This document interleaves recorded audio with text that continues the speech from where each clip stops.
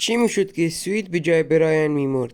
برای کسایی که نمیدونن، برایان برادر کوچکتر از سی جی بوده که در جنگ بالاسا کشته میشه.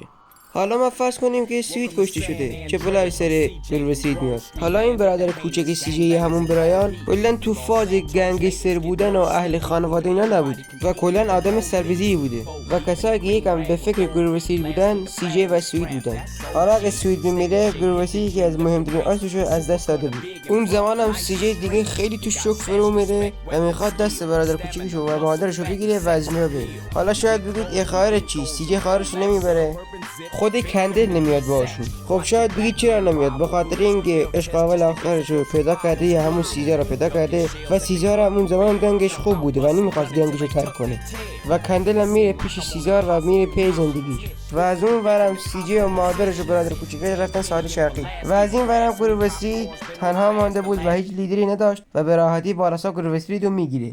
این حرفایی که من زدم همش تئوری بود، هیچ منبع خاصی نداره. امیدوارم از این ویدیو لذت کاوری برده باشید. تا ویدیو بعدی ما از بخداد باشید. خداحافظ.